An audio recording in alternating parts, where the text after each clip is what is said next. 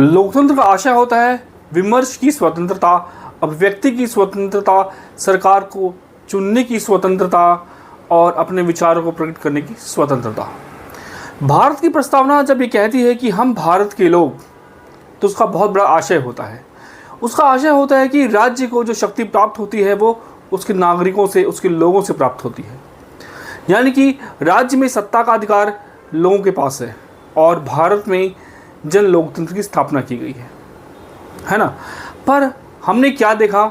हमने देखा जनतंत्र किस तरह धूल में पड़ा हुआ है।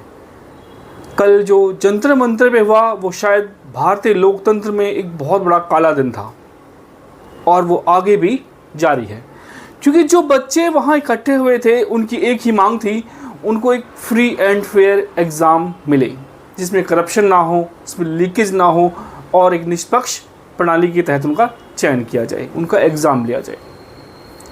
परंतु सरकार क्या कर रही है?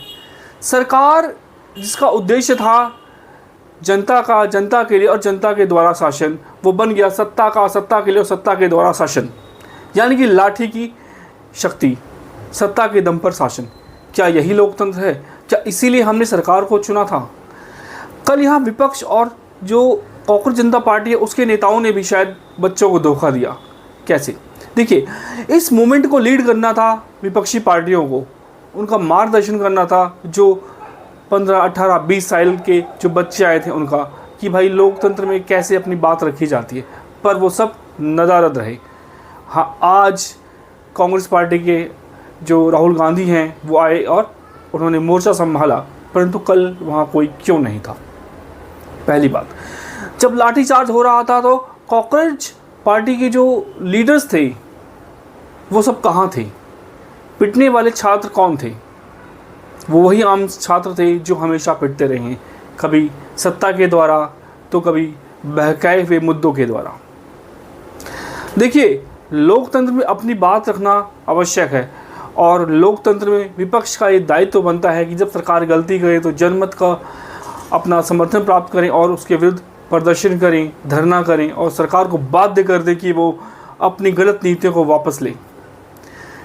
लेकिन जब ऐसे मोमेंट होते हैं तो उनको एक मार्गदर्शन की आवश्यकता होती है। शायद अगर विपक्ष इसको लीड कर रहा होता तो सीजेपी की जो मंच था उससे भारत को तोड़ने के नारे नहीं लगते, उससे सांप्रदायिक नारे नहीं लगते कि नाम रहेगा अल्लाह का, उससे हिंदुत्व मुर्दाबाद का नारा नहीं लगता। वहाँ पे ये नहीं कहा जाता कि हम भारत को नेपाल और श्रीलंका बना देंगे। वहाँ पर ये नहीं कहा जाता कि जो जम्मू कश्मीर है उसे भारत ने ज़बरदस्ती अपने कब्जे में रखा है। ऐसे में जब भी ऐसा कोई मुद्दा उठे तो सरकार को पहले तो लोगों की बात सुननी चाहिए, ना कि अपने मन की बात थोपनी चाहिए। सरकार को जनता की बात कहनी चाहिए और साथ ही विपक्ष को भी ऐसे समय में उन युवाओं का साथ देना चाहिए, उनका नेतृत्व करना चाहिए जो अपनी जायज़ मांग को लेकर आगे आ रहे हैं, ना कि उसे दूर भागना चाहिए।